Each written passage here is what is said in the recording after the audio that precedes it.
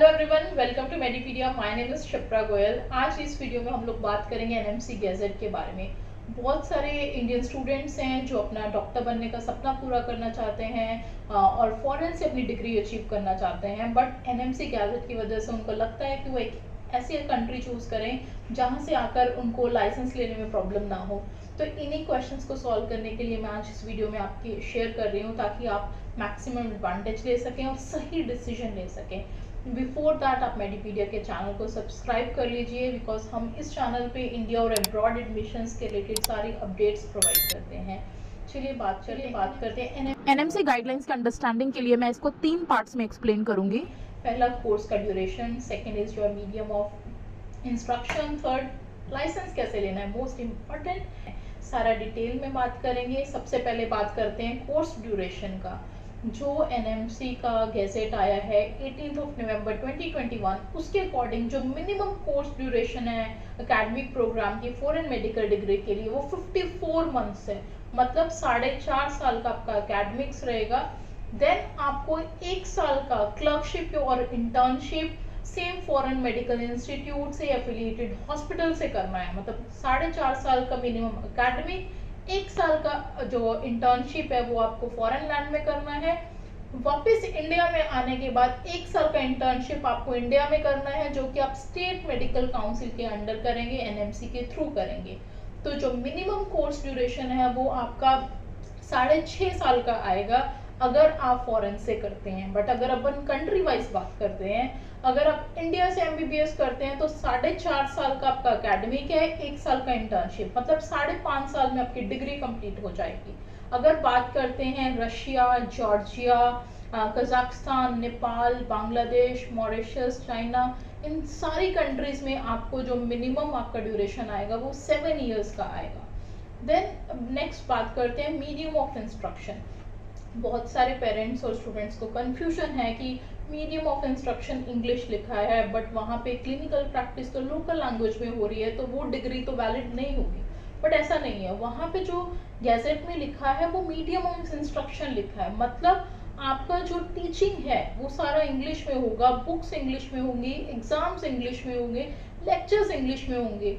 But जो local patient है वो हमेशा लोकल लैंग्वेज में बात करेगा। इवन कि अगर इंडिया में भी बात करें तो जब भी आपको पेशेंट में को इंटरेक्ट करना है, आप हिंदी में या फिर लोकल लैंग्वेज में बात करेंगे, इंग्लिश में नहीं करेंगे। तो दिस गैजेट मीन्स आपको आपका जो कोर्स का सारा स्टडीज है वो इंग्लिश में होना चाहिए। तो इररिस्पेक्टिव यूनिवर्सिटी, बस इतना ध्यान रखना है कि आपको बाइलिंगुअल यूनिवर्सिटीज नहीं चूज करनी है। फॉर एग्जांपल स्पेन का जो एजुकेशन है वो बाइलिंगुअल में रहता है, रशिया में बहुत सारी यूनिवर्सिटीज हैं जो बाइलिंगुअल में रहती हैं, उन यूनिवर्सिटीज को आपको सेलेक्ट नहीं करना है। थर्ड हम बात करते हैं लाइसेंस की। लाइसेंस के लिए एक बहुत इंपॉर्टेंट चीज लिखी हुई है कि या तो उस कंट्री का जहां से आपने फॉरेन एमबीबीएस डिग्री की है वहां का आपके पास प्रॉपर लाइसेंस है, या फिर आप उस लाइसेंस के लिए एलिजिबल हैं। इन दोनों में से जो भी चीज है तो आप इंडिया में लाइसेंस ले सकते हैं। बहुत सारे पेरेंट्स को यहाँ पे भी कंफ्यूजन है कि क्या हमें रशिया में या कोई और कंट्री में वहां का पहले लाइसेंस एग्जाम वो भी क्लियर करना पड़ेगा फिर यहाँ का नेक्स्ट देना पड़ेगा। नहीं, ऐसा नहीं है। अगर आपको उस कंट्री में सेटल डाउन होना है तो वहां पे आप डिग्री करने के बाद वहां का लाइसेंस देकर वहां पे सेटल हो सकते हैं। अदरवाइज आप वहां की डिग्री कंप्लीट करके इंडिया में नेक्स्ट देकर इंडिया में भी सेटल हो सकते हैं। बट वहां के लाइसेंस के लिए आप एलिजिबल कैसे होंगे, क्वेश्चन ये है।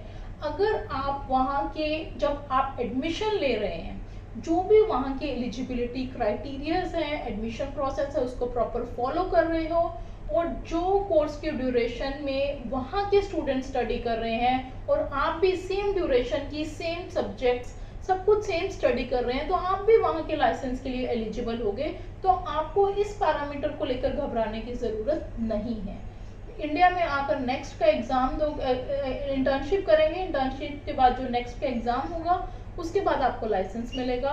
एंड अगर बेस्ट कंट्रीज की बात करूं कि इन अ नटशेल की कौन सी कंट्रीज आपके लिए बेस्ट रहेंगी इस साल के लिए, सबसे जो बेस्ट कंट्री है वो रशिया है, बिकॉज यहाँ पे एनएमसी गैजेट के सारे रूल्स फॉलो हो रहे हैं।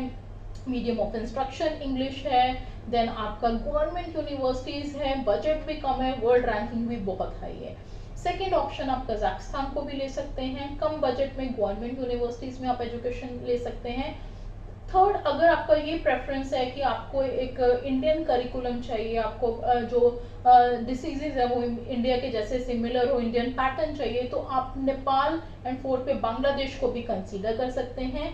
अगर आपको ऐसा है कि रशिया साइड नहीं जाना है कि कुछ वॉर का इशू है, या फिर आपको इंडियन करिकुलम नेपाल बांग्लादेश नहीं जाना है, आपको एक यूरोपियन करिकुलम चाहिए, तो फिफ्थ ऑप्शन आप जॉर्जिया को भी कंसीडर कर सकते हैं। इन पांचों कंट्रीज से में अगर आप सिलेक्शन करते हैं, आई थिंक आप अपने राइट प्लेस पे पहुंच जाएंगे। बाकी आपको बेस्ट आपकी रिक्वायरमेंट्स के अकॉर्डिंग अगर कंट्री सिलेक्शन करना हो या यूनिवर्सिटी सिलेक्शन करना हो जहां से आप अपना MBBS ड्रीम कंप्लीट कर सकें, तो मेडिपीडिया की टीम को कांटेक्ट कर सकते हैं। हम लोग पर्सनलाइज काउंसलिंग सेशंस में आपको यूनिवर्सिटी और कंट्री सिलेक्शन में जरूर हेल्प करेंगे।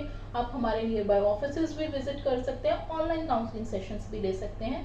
Thank you so much. I hope आपको ये वीडियो से हेल्प मिली होगी जिससे आप अपना MBBS ड्रीम कंप्लीट कर सकते हैं। Thank you.